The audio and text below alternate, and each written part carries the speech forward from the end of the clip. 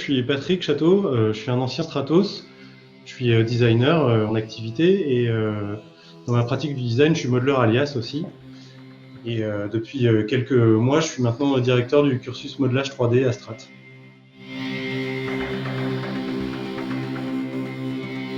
Alors le modelage, c'est un métier qui est indissociable de celui du designer. Et les modeleurs, en fait, sont ceux qui donnent vie aux idées des designers. C'est en quelque sorte les génies des designers parce qu'ils réalisent leurs souhaits et leurs désirs les plus fous. À Strat, on enseigne le modelage, c'est un cursus en 3 ans et ça forme au métier de sculpteur numérique. Alors les étudiants apprennent beaucoup de logiciels, mais ils ont aussi une formation en atelier. Parce que de la même façon que qu'on apprend à dessiner, si je sais pas dessiner avec un papier et un crayon, je saurais pas dessiner sur un ordinateur. Le modelage, de la même façon, si je sais pas modeler avec mes mains, je saurais pas modeler sur un ordinateur sur Alias. Donc, pour être un bon modeleur numérique, il faut être avant aussi un sculpteur physique.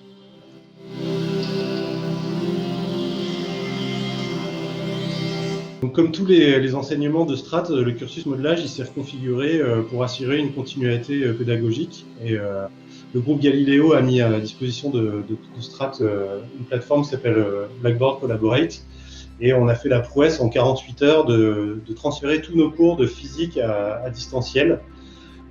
Et on a assuré vraiment une continuité pédagogique. Voilà.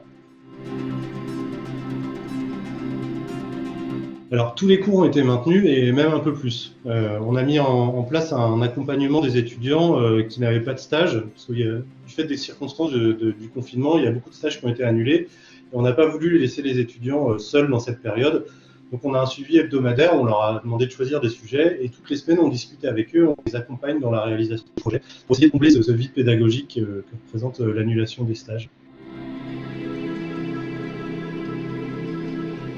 On a essayé de maintenir même le modelage physique, les cours en atelier, on les a transférés en distanciel. En anticipant, dès qu'on a su que l'école allait fermer, on a prévenu les étudiants pour qu'ils emportent leurs maquettes chez eux et on a mis en place des suivis en les aidant dans la réalisation de ces maquettes. Alors après, s'est posé assez rapidement la question de l'accès aux fournitures, puisque les magasins étaient fermés. Mais bon, les plus débrouillards et les plus motivés réussissaient à quand même trouver du matériel en grande surface, dans les grands Auchan. Il y a du Cinto, il y a des outils, il y a du papier de verre, donc il y avait tout ce qu'il fallait pour avancer. Alors oui, dans cet accompagnement, les étudiants n'avaient plus accès aux machines et on avait un peu moins de finesse pour leur montrer les gestes et les aider, mais les cours ont été maintenus là aussi.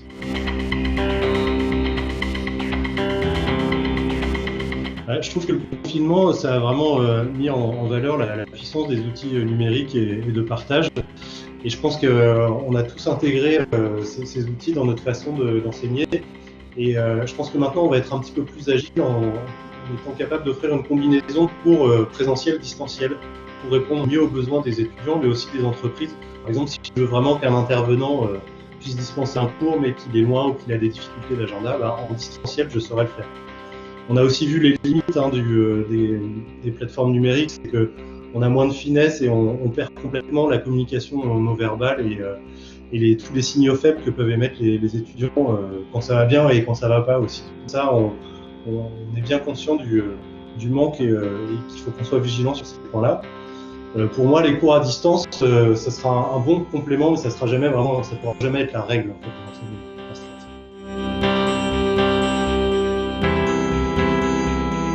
J'étais assez inquiet en fait au départ, j'avais peur que tout le monde ne suive pas et j'ai vraiment été agréablement surpris par l'engagement de tout le monde, et les étudiants et les enseignants, tout le monde a joué le jeu.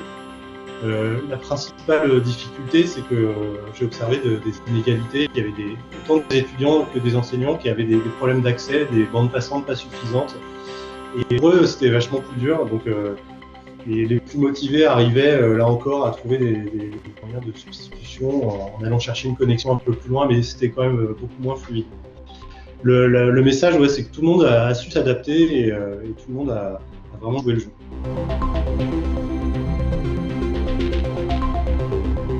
Alors toute l'équipe pédagogique et les intervenants sont mobilisés. Le premier défi qu'on doit relever, c'est celui du diplôme.